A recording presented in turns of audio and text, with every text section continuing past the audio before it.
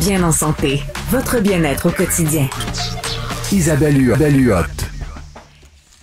Je suis en train de ranger mes petites céréales à déjeuner. Depuis la publication des nouveaux repères canadiens sur l'alcool en 2023, on dirait que la communauté scientifique là, parle de plus en plus des effets néfastes de l'alcool. On sait que c'est relié à plusieurs types de cancers, dont le cancer du sein. Mais avec Doug Boucher, aujourd'hui, on va parler de l'impact de l'alcool sur le métabolisme. Bonjour, Denis Boucher. Hey Isabelle, j'espère que ça va bien. Ben oui. As-tu aimé ma chronique sur les céréales à déjeuner? Hey, j'ai adoré ça. D'ailleurs, c'est quelque chose que je ne mange que très rarement. Seulement après de gros entraînements quand j'ai besoin de glucides rapidement absorbables. Ah, bon, ben voilà, parce que oui, effectivement, il y a beaucoup de sucre, mais les céréales Vector dont j'ai parlé, entre autres, il y en a beaucoup qui font de l'entraînement, qui vont se tourner vers ce type de céréales-là. Là, je veux que tu parles de l'impact de l'alcool. On sait qu'il y a des calories, évidemment, dans l'alcool, que ça pourrait stimuler l'appétit, mais là, tu me dis aujourd'hui que ça a un impact aussi sur le métabolisme. Hey, ce que je vais te raconter là, Isabelle, c'est incroyable, avec un exemple de laboratoire absolument hallucinant. Tu sais que nos petits rejets transforment l'énergie qui provient des protéines, lipides, glucides pour les transformer en énergie utilisable par le corps humain. Et là, ce qui arrive, c'est que les protéines, lipides, glucides ont besoin de transporteurs pour se rendre à nos petits rejets. Mm-hmm. Mais l'alcool, elle, diffuse directement dans le corps humain. Où il y a de l'eau, l'alcool se rend, elle n'a pas besoin de transporteurs. Ça se rend direct dans les cellules. Et là, nos petits rejets en contact avec l'alcool, c'est une source d'énergie, mais qui n'est pas utilisable. L'alcool contient 7 calories par gramme. Ouais. Mais c'est pas une énergie utilisable par le métabolisme. Okay? Ben non, c'est pas comme les glucides ou les lipides, là.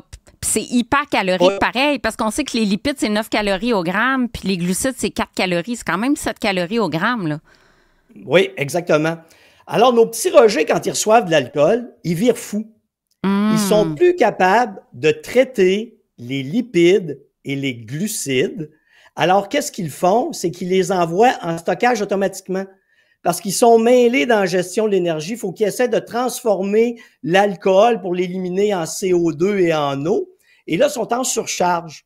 Et je te raconte une histoire absolument incroyable. OK? Tu te souviens que moi, en laboratoire, je suis capable de mesurer l'activité des petits rejets. Exemple, j'ai un ratio qui est 0,8, tu brûles des lipides. À 1, tu brûles des glucides. À 1,15, t'es à l'effort maximal. Et à 1,20, t'es en hypogénèse, tu stockes du gras en temps réel. Alors, je suis sur un projet de recherche. Je branche mon sujet avec mon masque dans mon laboratoire. Et mon gars, il est debout, là. Il fait rien. Il a un ratio de 1,20. Ah ouais, je te vois venir. Il a pris une cuite la veille. Hey, c'est ça? Ben oui, je calculais, tu sais, j'ai recalibré mon appareil, je me suis remesuré, moi j'étais à 0,8, et là je lui demande, hey, on est le mercredi matin, Isabelle, écoute ça, on est le mercredi matin, t'es-tu malade? Est-ce qu'il y a quelque chose qui va pas? Ah, ben il dit, j'ai été sur la brosse de jeudi à dimanche dernier. Voilà. On est le mercredi. Encore, l'effet est encore là. L'effet est encore là, il est en lipogénèse devant moi pendant que je l'observe. Il stocke du gras dans ses cellules adipeuses en temps réel. C'est incroyable. C'est ça l'impact de l'alcool. Oui, puis l'impact sur le foie aussi. Parle-moi. Ben écoute, ton histoire est super intéressante. C'est à partir de là que tu as commencé à peut-être conseiller à tes clients que tu suis dans le cadre de ton programme à réduire la consommation d'alcool. 1, pour mieux performer, mais 2, pour brûler du gras. Ben oui, parce que là, tu bois de l'alcool, tu brûles pas. Rappelle-toi que tu brûles plus de gras, tu brûles plus de glucides, t'envoies ça en stockage. Si tu veux maigrir, pour les femmes, pas plus que 3 consommations d'alcool par semaine. Là, je te parle de verres de 25 onces. Oui, c'est ça. Chez les hommes, pas plus que 5.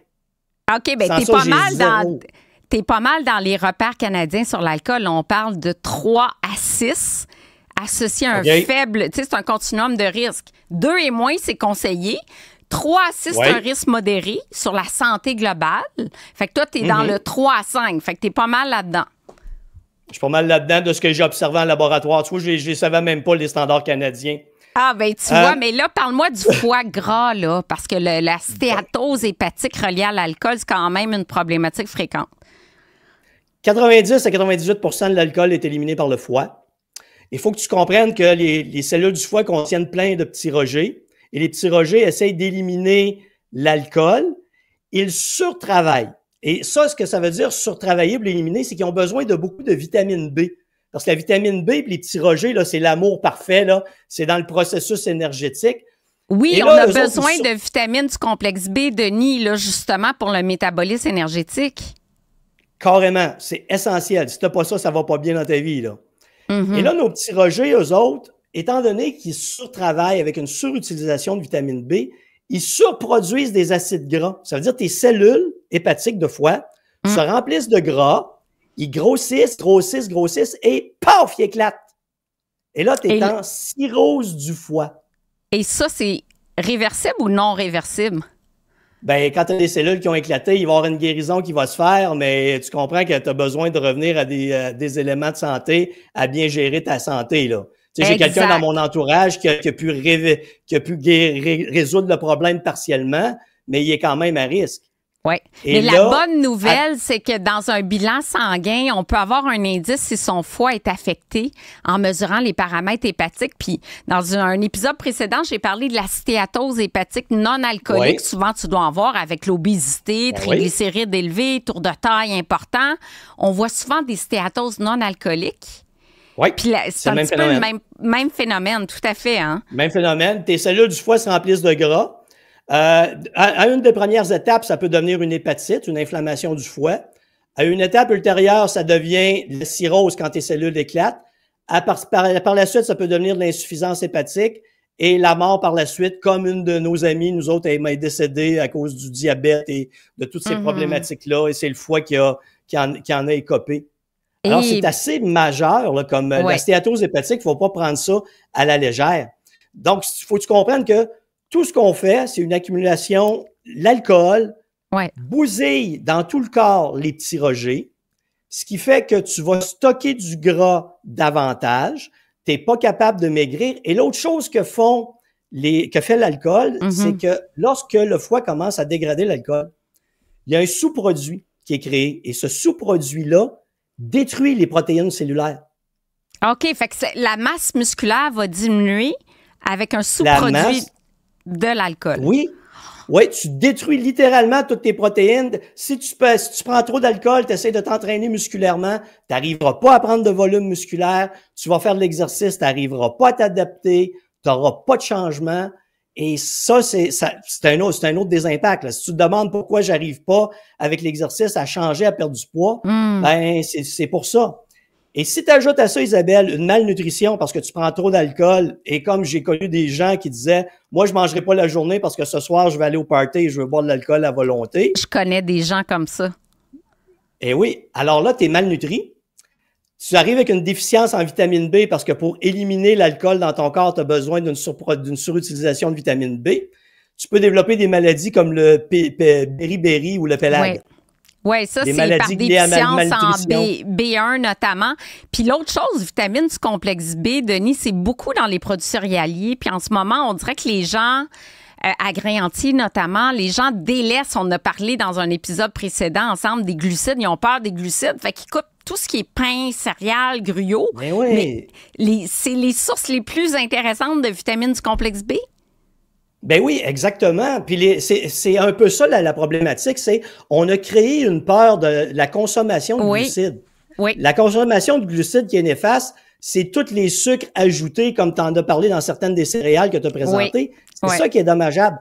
Moi, je fais mon pain, Isabelle, avec de la farine de blé complète, de la farine d'avoine. C'est plein de glucides, mais c'est plein de bons glucides qui vont diffuser lentement dans mon corps, qui ne produiront pas un pic d'insuline qui m'amène à stocker du gras. Exactement. Moi, tu sais que je suis ambassadrice de la boulangerie Saint-Méthode. Du pain aussi bon que ton pain maison. Hey, Isabelle, le pain à l'avoine Saint-Méthode, très haut en protéines. Oui.